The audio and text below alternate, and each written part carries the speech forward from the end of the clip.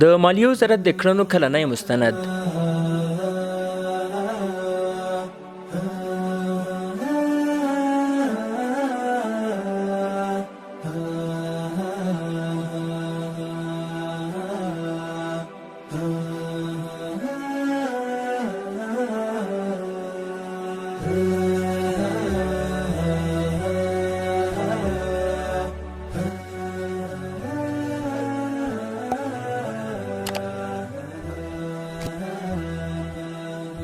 پر هیواد د اسلامي امارت له بیا واکمنېدو سره سم د ټولو دولتي ادارو په رهبرۍ کې ژور بدلون رامنځته شو. د اداري فساد پر وړاندې په لویه کچه قاطعانه پریکړې وشوې او د روڼتیا رامنځته کولو په موخه اړین اقدامات ترسره شول. په همدې لړ کې د مالیې وزارت رهبرۍ هم له اداري فساد سره د مبارزې، اداري اصلاحاتو، شفافیت او اقتصادي ځانبسیاینې ته لومړیتوب ورکړ چې ورسره د دغه وزارت اړوند په ټولو برخو کې مثبت بدلون رامنځته او په ملي کچه یې غوره پایلې لرلې.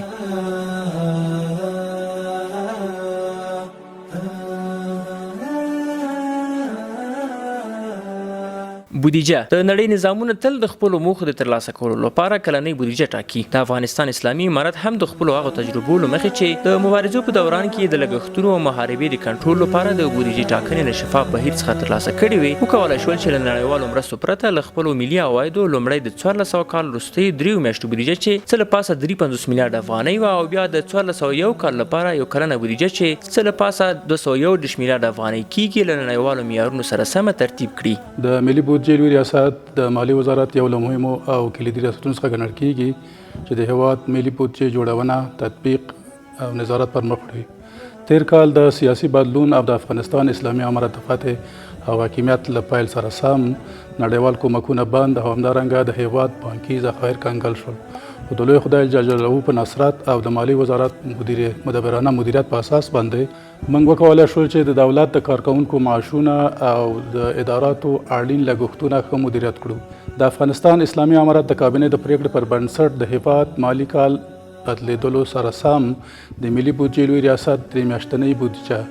جدي د الواحود د داخلي عوایدو پر مټ د نړیوالو مرستو پرته جوړه کړه چې په هغه خورا نازک اقتصادي حالت کې د دولت ټولو کارکونکو معاشونه او د دولتي اداراتو مصارف پر وخت اجرا او ورکړل شو چې د هیواد مالی او اقتصادي پیاوړتیا کې خورا اغیزمن نقش درلود. د بودیجې او لګښتونو د غوره مدیریت له برکته حکومت په دې وتوانېده چې یو شمېر پراختیایي پروژې هم په پام کې ونیسي چې د قوشتېپې کانال یې یوه ښه بیلګه شمېرلی شو چې څه له پاسه 7 میلیارډ افغانۍ ورته په پام کې نیول شوي دي او د دې ترڅنګ د ګمرکونو عصري کول او د ګمرکي بنسټونو او سیسټمونو بیا رغول، د عقینې د اوسپنې پټلۍ تشیزول، د خواف هرات د 4مې قطعې د اوسپنې پټلۍ څخه ساتنه او مراقبت او د ودانۍ پخوانۍ مالي قسطونه یې تادیه کول، د ریل پټلۍ د کرښو او تجهیزاتو چمتو کول او د سرحدي پوستو او هوایي تاسیساتو جوړول د یادونې وړ دي. د لګښتونو مدیریت او فساد سره مبارزه د معاشونو او تشکیلاتو د تنظیم کمیسیون لخوا د دولتي لوړپوړو چارواکو د معاشونو او امتیازاتو اصلاح کول، په ټولو دولتي ادارو کې بې ځایه لګښتونه راکم کړل او په میلیونونو افغانۍ یې سپما کړې. اقداماتی که با منظور صرفه‌جویی و خودکفایی صورت گرفته با منظور صرفه‌جویی و یکسانسازی معاشات، کمیسیون تنظیم معاشات و تشکیلات ایجاد و تمام معاشات کارمندان دولت و سایر امتیازات را مورد بازنگری قرار دادند. از این که عواید ملی به گونه شفاف جمع‌آوری می‌گردد و همچنان بودجه ملی به شکل احسن آن ترتیب و مدیریت مصارف به گونه شفاف تنظیم می شود. بناءً در این راستا از سعی و تلاش رهبری وزارت مالیه بخصوص محترم وزیر صاحب مالیه و سایر همکارانشان اظهار سپاس و قدردانی می‌نمایم. اوس مهال د 1401 مالی کال په بودیجه کې نږدې 8,000 دولتي کارکونکو ته معاشونه او امتیازات ورکول کیږي. عواید د عوایدو لوی ریاست د مالیې وزارت یو له مهمو او کلیدي ریاستونو څخه دی چې مالیاتي او غیر مالیاتي عواید راټولوي. په تیر یو کال کې له دې سره چې د بانکي محدودیتونو له امله کاروبار کم شوی و، خو د عوایدو لوی ریاست وکولای شول چې د غوره خدمت او شفافیت پر راوستو سره د پام وړ عواید راټول کړي. د عوایدو لوی ریاست د 1400 کال سنبلې میاشتې له لومړۍ نیټې څخه د 1401 کال سرطان میاشتې تر پایه پورې 15.5 میلیارډ افغانۍ غیر مالیاتي او همدارنګه 28 میلیارډ افغانۍ مالیاتي عواید راټول کړي چې د تیر کال په پرتله زیات زیاتوالی ښیي په داسې حال کې چې د روان کال تر پایه به د ملي عوایدو په کچه کې نور زیاتوالی هم راشي. د عوایدو لوی ریاست د مالی وزارت په چوکاټ کې یو له مهمترینو ریاستونو څخه دی چې دې کې موږ د افغانستان ټول بیت المال چې هغې کې مالیاتي او غیر مالیاتي عواید د مرکز او د ولایتونو نه راټولوو پکې او دې کې زموږ الحمدلله چې کومه ورځ نه راغلي یو اول د سمبولې وروسته د فتح د امارت اسلامي نه نو د هغې نه وروسته موږ الحمدلله دلته په دې ریاست کې داسې بنیادي تبدیلۍ راوستې دي. ټول نه مهم دغه ساختار د تشکیلاتو چې و هغه یو ریفورم پیکج سره د یو ښه اصلاحاتو سره چې مخکې دغه کارونه ډېر پراګنده سره الحمدلله د کله موږ راغلو الحمدلله د هغې نه وروسته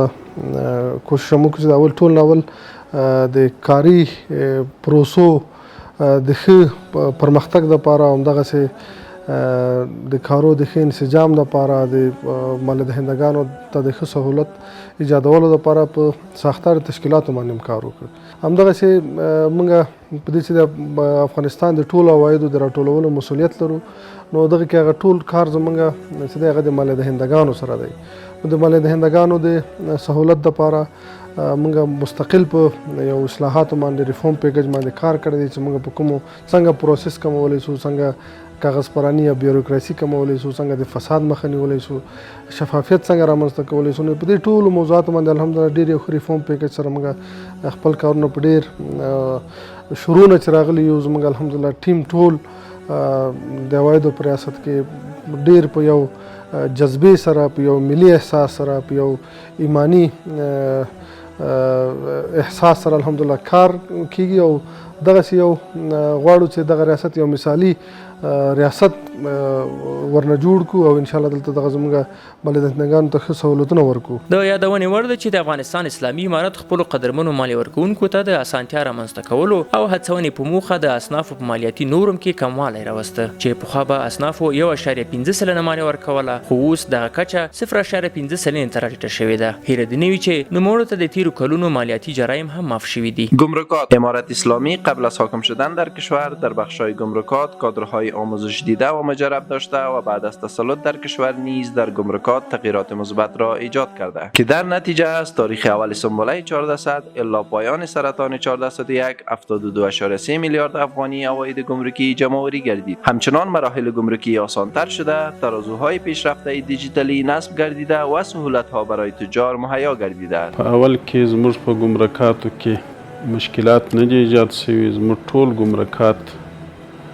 خلاص ولا او د سیستم سره وصل سوله او طی مراحل ګمرکي شروع سوله. دا زموږ د ګمرکاتو ډیره غټه لاسته راوړنه وله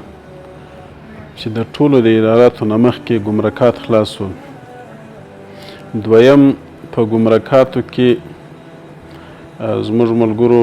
ډیر کوشش کړی دی، ډیر سهولتونه ایجاد کړي دي چې په هغو کې د وخت زیادت حتی په بعضو ګمرکاتو کې 4 ساعته کار کیږي. د جمعې په ورځ هم په بعضو ګمرکاتو کې کار کیږي. که تجاران وغواړي موږ حاضر یو چې په ټولو ګمرکاتو کې 4 ساعته کو او د دې کم مشکلات چې وي هغه حل کو. او بل محترمه موږ په الحال په تمامو ګمرکاتو کې مسلکي کارمندان موظف کړي دي او دا لړۍ اوس هم روانه ده او د هر کارمند چې موږ موظف کوو د هغه نه امتحان اخلو، د هغه سویت وګورو، د سویه مطابق بس ورکو. دستاوردهای امارت اسلامی در پیشرفت و بهتر شدن روند کاری گمرکات در رسانه‌های معتبر جهان مانند دی اکانومیست انعکاس یافته است. د دولتي شرکتونو عمومي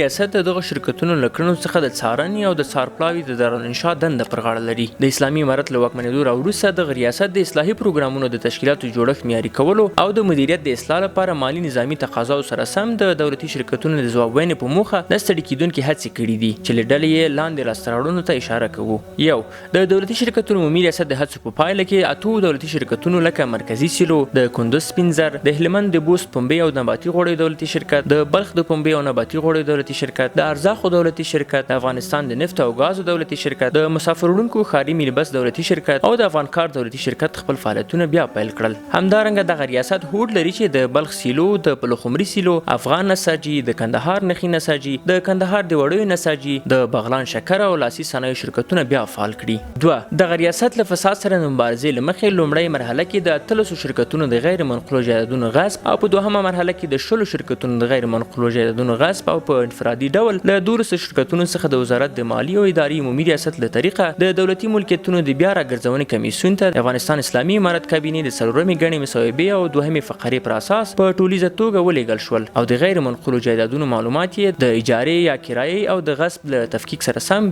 بیا راګرځولي او خپله ولکه کې یې راوستلي دي. همدارنګه له 14 دولتي شرکتونو څخه 5156 جریبه ځمکه، 150 د اوسېدو واحدونه د هلمند ولایت مارجې ولسوالۍ کې د بزري هګیو شرکت په ګټه او 30 د اوسېدو واحدونه د افغان نساجي په ګټه مسرت شوي دي. درې، یا د ریاست دولتي شرکتونو ته پانګونې برخه کې د فرصتونو او اسانتیاو په چمتو کولو کې خپلې هڅې نه دي سپمولي. پر همدې اساس د سوداګریزو فعالیتونو د پراختیا او تر پانګونې وړاندې لارو په طرحه باندې د پانګونې فرصتونه ترتیب او وروستي کړي دي چې ډیر ژر به دغه طرحه عملي شي او پر دولتي شرکتونو باندې به د دولت او خصوصي سکتور ګډې پانګونې ته زمینه برابره شي. همداراز په ټولیزه توګه د مالیې وزارت اړوند د دولتي شرکتونو لوی ریاست تر اثر لاندې 44 دولتي شرکتونو کې نږدې 55,000 هیوادوال په کار بوخت دي. د اسلامي امارت له واکمنېدو راوروسته د دولتي شرکتونو څخه 4.3 میلیارډ افغانۍ عواید ترلاسه شوي دي. برېښنایي حکومتولي د اسلامي امارت له بیا واکمنېدو سره سم مالیې وزارت په خپلو چارو کې بشپړ شفافیت او غوره حکومتولۍ ته په ژمنتیا سره له پرمختللو الکترونیکي سیستمونو څخه ګټه اخیستنه پیل کړې ده.